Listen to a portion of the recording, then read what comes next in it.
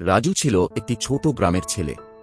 পাকা রাস্তা ছিল না, স্কুল ছিল টিনের ছাউনি দেওয়া, আর চারপাশে ছিল সবুজ ধানক্ষেত। তার বাবা হরিজান মিয়া একজন কৃষক, মা সাবিনা বেগম গৃহিণী। গরিব হলেও স্বপ্নে অভাব ছিল না রাজুর। ছোটবেলা থেকেই রাজু ছিল শক্ত সামর্থ্য ও সাহসী। বন্যায় যখন গ্রামের লোকেরা বাড়িঘর ছেড়ে দৌড়ায়, রাজু তখন নৌকা নিয়ে বয়স্কদের উদ্ধার করত। সবাই বলত, এই ছেলে একদিন বড় হবে।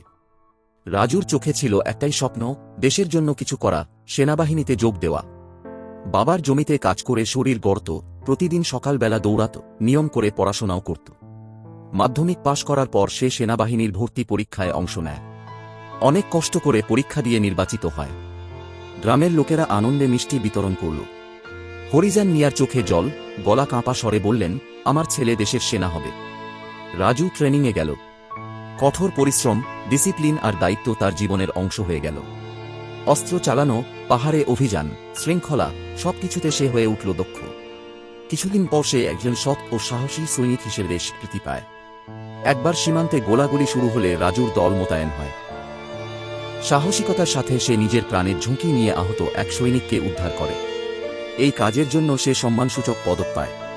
কিন্তু রাজু বদলে যায়নি। ছুটিতে বাড়ি এলে সে পুরনো লুঙ্গি পরে বাবার সাথে মাঠে যায়, গ্রামের ছেলেমেয়েদের নিয়ে শরীরচর্চা শেখায়, স্কুলে গিয়ে ছোটদের উদ্বুদ্ধ করে। সে বলে, গ্রামের ছেলেরাও পারে, যদি ইচ্ছা থাকে। দেশের জন্য সবচেয়ে বড় শক্তি হল মন। সেই মন থাকলে কিছুই অসম্ভব নয়। রাজুর গল্প গ্রামের প্রতিটি ঘরে ছড়িয়ে পড়ে।